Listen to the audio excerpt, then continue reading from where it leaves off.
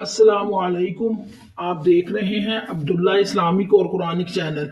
Abdullah Islamic और Quranic channel में आज हम जो सूरतुल बकरा की आयत नंबर 35 हमने पढ़ी थी तजवीद के साथ, आज जो बकिया रह गई है उसको हम तजवीद के साथ पढ़ेंगे।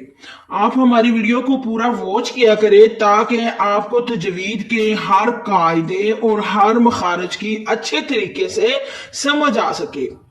उम्मीद करते हैं कि आप हमारी वीडियो को देखकर हमारे चैनल का विजिट करके कुरान पाक को जल्द अज जल्द तजवीद के साथ पढ़ना शुरू कर देंगे इंशाल्लाह।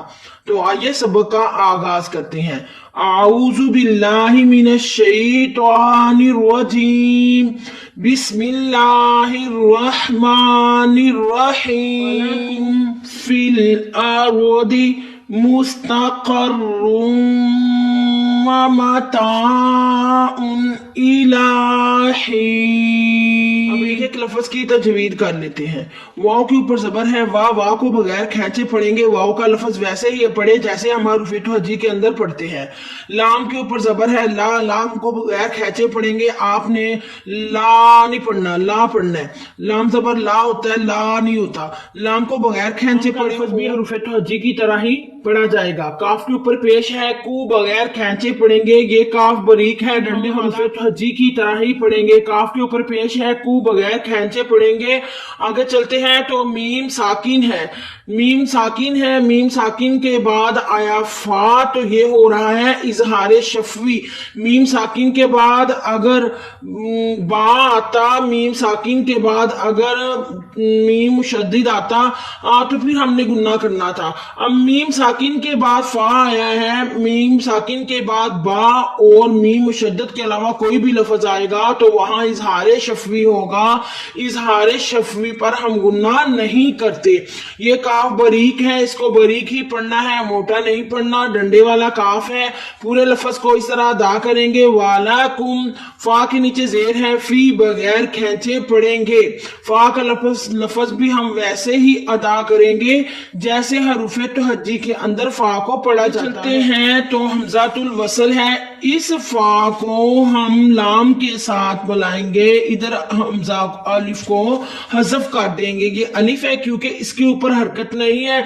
जबर जेर पेश को हरकत कहते हैं। जब इस अलिफ के ऊपर हरकत आता था कि हमजा, अब ये अलिफ ही है। अलिफ को हम हज़फ करेंगे और फा को मिलाएंगे लाम के साथ, क्योंकि लाम साकिन है। साकिन हरफ हमेशा एक दफा ही पढ़ा जाता है, अपने से पिछले मुतहर्रिक हरफ के साथ मिलकर पढ़ा जाएगा।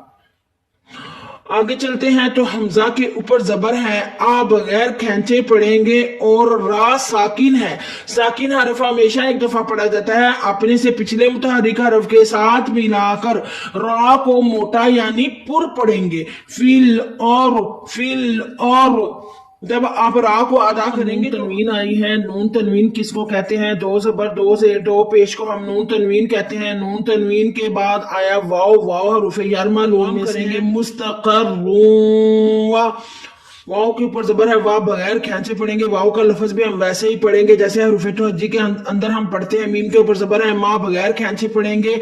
मीम का लफ्ज भी वैसे ही पढ़ा जाता है जैसे हरूफ हजी के अंदर हम मीम को पढ़ते हैं। ता के ऊपर जबर है, ता बगैर खेचे पढ़ेंगे मगर अलिफ खाली उससे पहले जबर यहाँ हो रहा है। अलिफ मद्दा, एक अलिफ की मुकदार खींच कर पढ़ेंगे। अलिफ मद्दा हरूफ मद्दा में से है। पूरे लफ्ज को हम इस तरह पढ़ेंगे, मुस्तक़र्रुम व मता। हमजा के ऊपर दो पेशे हैं तो नून तनवीन आई है। नून तनवीन के बाद फिर हमजा आई है। ये देखिए, नून तनवीन के बाद फिर हमजा आई है। यहाँ भी हो रहा है इजहार। इजहार पर भी हम गुन्ना नहीं करते। नून तनवीन के बाद हमजा हा आइन हा गैन खा आए तो हम गुन्ना नहीं होता।